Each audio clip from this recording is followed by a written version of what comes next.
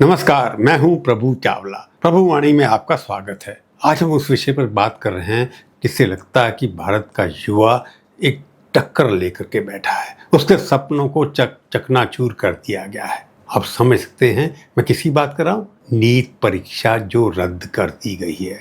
कल सुबह सीकर की एक छात्रा 2 वर्ष की तपस्या, 5 लाख रुपए का कोचिंग खर्च और एक सपना डॉक्टर बनने का। दोपहर तक उसका सपना एक टेलीग्राम के संदेश के साथ भस्म हो गया। नीट 2026 रद्द कर दी गई। ये पहली बार ऐसा नहीं हुआ, ये तीसरी बार हो रहा है। और सवाल ये नहीं कि पेपर लीक कैसे हुआ, सवाल ये है कि ये व्यवस्था जो बार बार टूटती है, क्या वह वास्तव में विफल है, फेल है, या ये विफलता का ही एक डिजाइन है। आज प्रभुवाणी में तथ्यों के साथ मैं इसका आरोप पत्र तैयार करवाऊंगा। पहले हम तथ्यों से गुजरते हैं। नीट 2026 3 मई को आयोजित होनी थी। 23 लाख छात्रों ने परीक्षा दी। 8 मई को एनटीए ने केंद्रीय एजेंसियों को सौंपा। 10 मई को एक प्रेस रिलीज आई, परीक्षा रद्द। यानी कि परीक्षा हो गई, उसके बाद परीक्षा रद्द। सीबीआई जांच का आदेश। 23 लाख छात्रों का साल एकदम मिट गया, मिट्टी में चला गया। लीक होने का क्या सूत्र था? आप हैरान होंगे। राजस्थान, जयपुर, जहां प्रिंटिंग मशीन जो है वहां पर संदिग्ध था, जो एक्यूज था। सीकर, राजस्थान, वो भी जहां से परिसंचरण हुआ, उसका बंटवारा हुआ। एक गेस्ट पेपर जिसमें 720 में से 600 अंकों के प्रश्न मिले। संपूर्ण एकदम टेस्टेड रासायनिक विज्ञान खंड था, पूरा का पूरा टेस्ट किया हुआ था। टेलीग्राम पर वायरल हुआ। ये छिपे हुए अपराध नहीं था, एक प्लान व्यापार बिजनेस था जिसमें माफिया जुड़ा हुआ था। यानी कि नीट के पेपर खरीदो अफसरों से, उनको बेचे। ये एक भारतवर्ष के अंदर फैला हुआ प्लान बिजनेस मॉडल था। लेकिन ये केवल आज की त्रासदी नहीं है, ये एक दशक पुरानी प्रणाली का विफल होना है। 2015 तब इसका नाम AIPMT था। CBSE आयोजित करता था। Paper leak. 10 राज्यों में ब्लूटूथ चीटिंग हुई। जैसे कि आपके फ़ोन के अंदर अगर स्मार्टफोन है, उसके अंदर ब्लूटूथ होता है, उसके माध्यम से लीक हुआ। 300 से अधिक अभ्यर्थी जो टेस्ट ले रहे थे, उनके माइक्रो सिम से ब्लूटूथ सक्षम वेस्ट पहन करके, यानी कि वेस्ट पहन करके जो है वो लेकर के पहन करके परीक्षा दी। तो परीक्षा स्थल में चले गए, वहाँ पर उन्हें ब्लूटूथ लगा रखा था जिसके माध्यम से उनको आंसर दिए जाते। 700 अधिक जो लोग थे पकड़े गए, उनके ऊपर संदेह किया गया। सर्वोच्च न्यायालय ने परीक्षा फिर रद्द कर दी। 6,30,000 लोग प्रभावित हुए, उसमें 8 गिरफ्तार हुए। कोई अभी तक इंस्टीट्यूशनल रिफॉर्म नहीं हुआ, कोई सुधार नहीं हुआ। उसके बाद 2021 नीट में लीक के आरोप फिर लगे, वो भी फिर राजस्थान में एक सालभर गिरोह की एक बाकीदारी। उसमें जो पर्यवेक्षक होते हैं, जो इन्विजिलेटर होते हैं, वो भी शामिल थे। एनटीए ने कहा ये पृथक घटना थी, मतलब अलग से थी, कोई रद्दीकरण नहीं, कि व्यापक जांच नहीं, मतलब मिटा दिया उसको एकदम। फिर 2024 जो सबसे बड़ा हुआ, सीबीआई ने 36 व्यक्तियों को गिरफ्तार किया।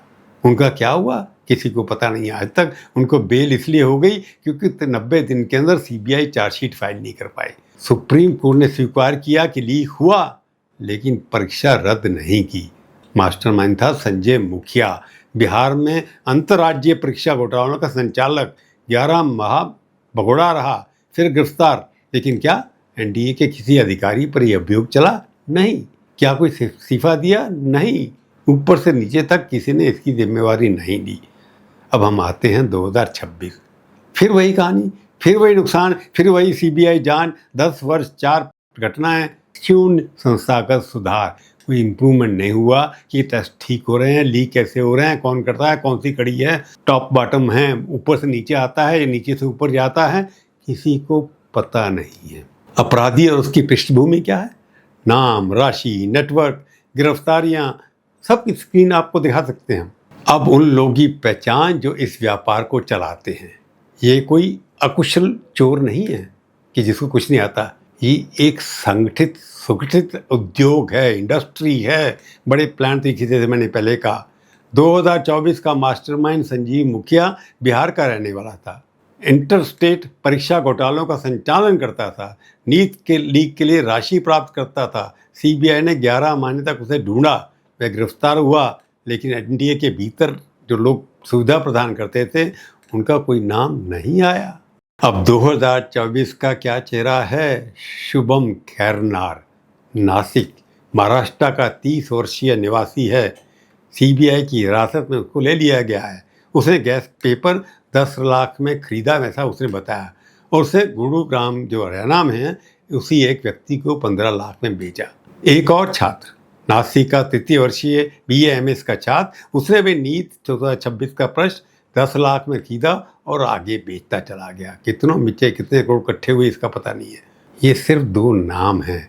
ये श्रृंखला, कड़ी जो इन तक पहुंचती है, प्रिंटिंग प्रेस से लेकर के टेलीग्राम एडमिशन तक, कहाँ है? सीबीआई जांच कर रही है, कहते हैं, सुना है कि सीबीआई जांच कर रही है, लेकिन 2024 की सीबीआई जांच में 36 गिरफ्तारियां हुई थी। जैसे मैंने बताया, किसी पर भी अभियोग चलाया गया, चार्जशीट फाइल की थी। आप जानना चाहते हैं? मैं आपको बताता हूँ। सबसे महत्वपूर्ण बात क्या है? धन, पैसा। इसलिए चार्जशीट नहीं फैली थी, इसलिए केस आगे नहीं बढ़ता।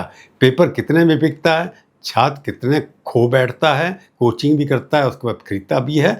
जांच एजेंसियों के अनुसार एक प्रश्न पत्र के लिए 60 से 80 लाख तक की रिश्वत का लेन देन हुआ। 60 से 80 लाख। कुछ परिवारों ने तो ब्लैंक चेक दे दिए प्रवेश सुनिश्चित कराने के लिए। साल्वर गिरोह जो पड़ा था, जो परीक्षा के दिन जो कैंडिडेट होते हैं उनके उत्तर लिखते हैं, उनका पर्याप्त प्रमाण भी मिला है कि ब्लूटूथ के माध्यम से कैसे वो डिक्टेट करते थे। लेकिन दूसरी तरफ ईमानदार छात्र का नुकसान कितना है? औसत नीट तैयारी, 2 वर्ष का कोचिंग, 3 से 8 लाख खर्चा होता है, डमी स्कूल और उसके बाद एजुकेशनल हेल्प, 1 से 2 लाख रुपए प्रति वर्ष बच्चों के ऊपर खर्च होती है। परीक्षा की श्रृंखला, पुस्तकें, आवास, यात्रा 1 से 2 लाख अतिरिक्त होती है। यानी एक छात्र का एक चक्र की तैयारी 5 से 12 लाख लगते हैं बच्चों को कि वो डॉक्टर बनाना है। नीट में जाके सफल होंगे तो 12 लाख खर्च होने के बाद सारी लाइफ के लिए पेरेंट्स समझते हैं कि उनका बेटा या बेटी एक अच्छा डॉक्टर बन जाएंगे। परंतु 22 से 23 लाख छात्र, ये तो अनुमान है। प्रति लाख अगर 5 लाख रुपये खर्च हुआ तो मैंने शुरू में बताया 1,15,000 करोड़ खर्च हुआ। ये भारत के 22 लाख परिवारों की वर्षों की बचत, कर्ज और आशा का ढेर है। और एक टेलीग्राम के मैसेज से सारी राख में बदल दिया।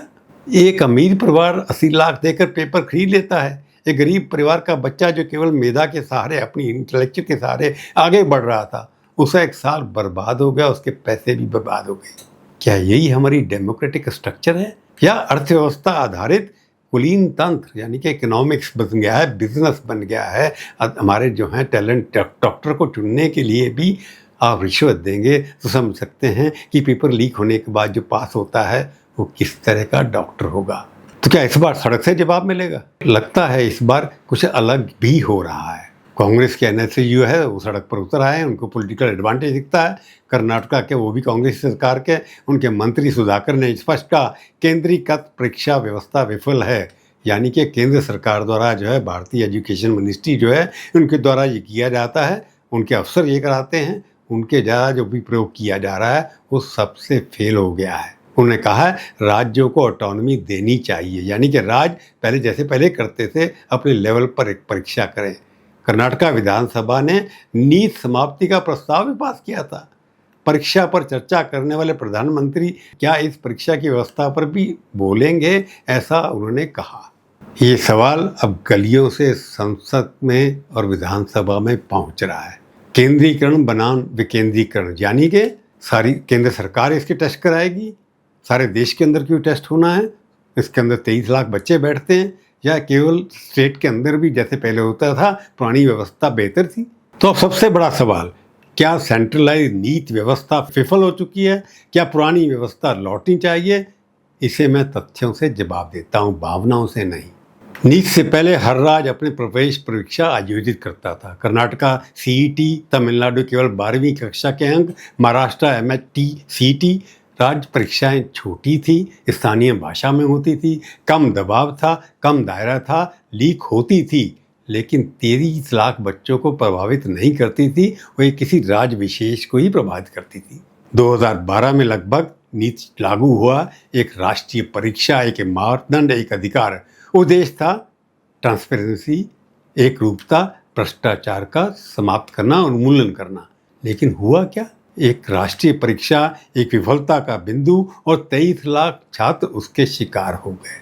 जैसे मैंने पहले ही बताया, कांग्रेस की सरकार है। कर्नाटक के मंत्री ने फिर कहा केंद्रीकरण से एक बिंदु बिल्कुल विफल हो गई है। एक ही दस्तावेज लीक होता है और पूरे देश की चिकित्सा व्यवस्था अस्त व्यवस्था हो जाती है। ये तकनीकी रूप से सही है। जब एक ही प्रेस में छपता है, एक ही श्रृंखला में बढ़ता है पेपर, तो उसको तोड़ना, उसको लीक करना पूरे तंत्र को तोड़ देती है, क्योंकि एक ही जगह से आपको सेंध मारनी है। लेकिन और ये महत्वपूर्ण है, विकेंद्रीकरण का अर्थ ये नहीं कि राज्य परीक्षाएं पूरी तरह से निर्दोष थी। वहाँ भी लीक होते थे पेपर, लेकिन उनका दायरा सीमित था। जैसे पहले कहा, एक राज्य 1 लाख से ज़्यादा छात्र होंगे। नीति ने उस जोखिम को 30 गुणा या 24 गुणा बढ़ा दिया कि नंबर बढ़ गए और सुरक्षा उसी अनुपात में नहीं बढ़ी, क्योंकि आप प्लग नहीं कर पाए कि लीकेज को कैसे रोका जाए। मैंने भी यूनिवर्सिटी में पढ़ा है, 1-1 लाख दिल्ली यूनिवर्सिटी में एग्जामिनेशन थे, कभी भी पेपर लीक नहीं होते थे। छप के हर सेंटर पर जाते थे, हर कॉलेज में पेपर जाते थे, सील होते थे, परंतु लीक नहीं होते थे। अब तो लीक जाने से पहले लीक हो जाते हैं।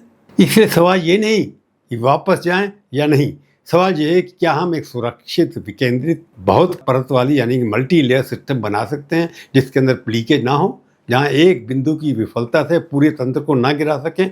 एक सेंटर से लीक हो जाए तो ठीक है, परंतु सारे देश के अंदर तो नहीं होना चाहिए। और अंत में ये सिर्फ एक परीक्षा का मामला नहीं है, ये राष्ट्र से स्वास्थ्य का जुड़ा हुआ मामला है। नीति के माध्यम से भारत के भावी चिकित्सक यानी कि डॉक्टर चुने जाते हैं। जो लोग लीक किए हुए पेपर से चुने जाते हैं वो टोटली अयोग्य हैं। वो कैसे आ जाएंगे इसका कथा समझते हो?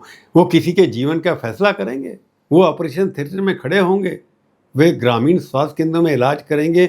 अगर ऐसे लोग जो पेपर लीक होने के बाद पढ़ कर के टेस्ट देते हैं, वो किस तरह के डॉक्टर बनेंगे, इसके बारे में कभी किसी ने सोचा?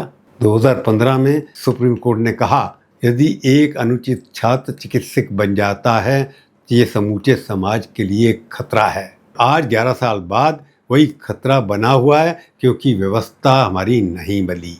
कुछ लोग कहेंगे एनडीए ने परीक्षा रद्द कर दी, सीबीआई जांच का आदेश दिया, क्या ये कार्रवाई नहीं है?